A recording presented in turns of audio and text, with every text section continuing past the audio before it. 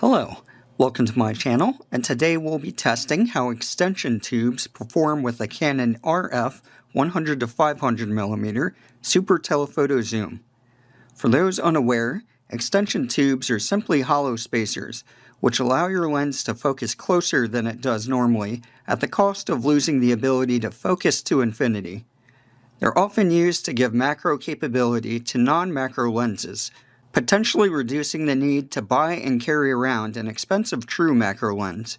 I have here a kit of 2 extension tubes featuring electronic contacts, which allow the use of autofocus. While minimum focus distances of this lens are listed in the manual, it only specifies for 100 and 500 millimeters. Moreover, minimum focus distance refers to the distance from the subject to the camera's sensor, and for an externally zooming lens like this one, that means the actual distance from the subject to the lens isn't so clear. As such, I'll be listing the working distance of each combination tested here instead.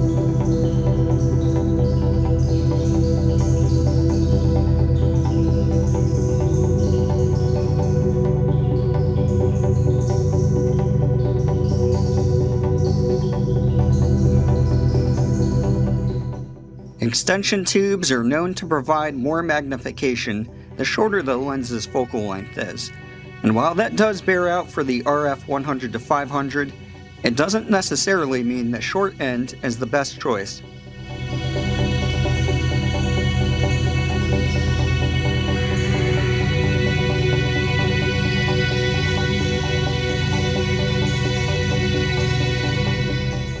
With 31 millimeters of tube, although the 100mm technically provides the most magnification, it's still not that much more than 500 at the cost of much less working distance.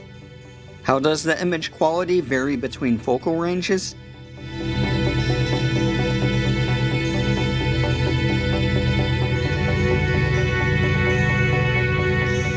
Very little from what I can tell here.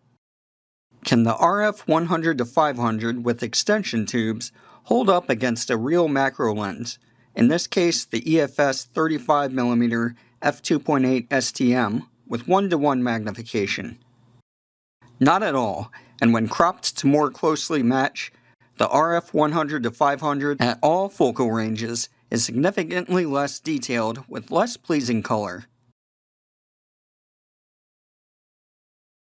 While the EFS 35mm may be much better at being a macro lens, the working distance to reach the maximum magnification is extremely short, which can block light and typically prevents use of its full capabilities on active insects like butterflies and dragonflies.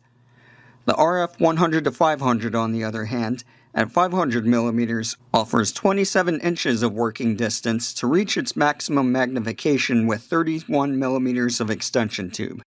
Enough room to avoid scaring such subjects. Here, we'll see how well a brown marmorated stink bug, eastern yellowjacket, and blue bottlefly magnify with various combinations of extension tube.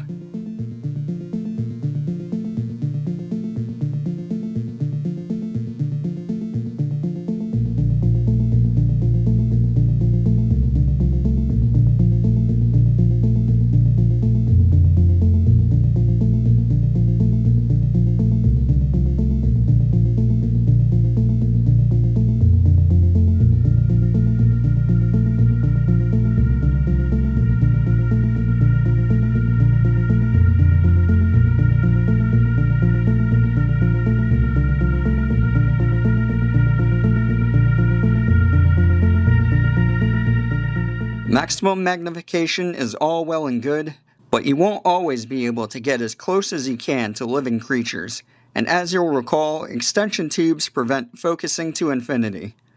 What does that actually mean in practice, and how much effect does it have? In this series of tests, I'll be comparing the maximum focus distances of the RF 100-500 with each combination of focus tube, using objects approximately 5 and 25 feet away respectively for reference. Note that the listed distance on the digital focus scale may not be accurate after putting on extension tubes, as demonstrated here.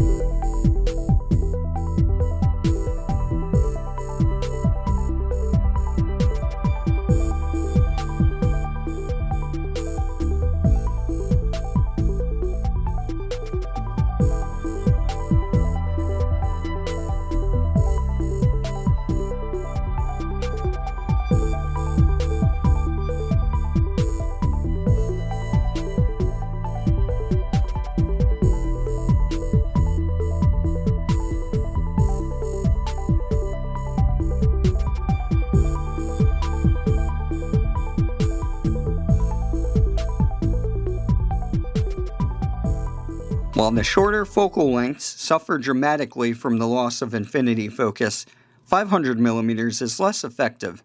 Even with 31mm of extension tube, I was able to focus on an object 33.5 feet away.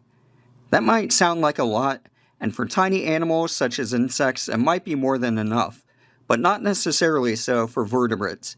Forget about birds in flight, for instance. The following dark-eyed juncos allowed for unusually close approach, likely due to winter storm-driven hunger preoccupying their minds.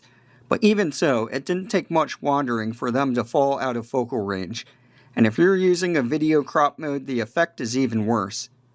And if such a subject is too big for your framing at 500mm, zooming out is likely to be fruitless.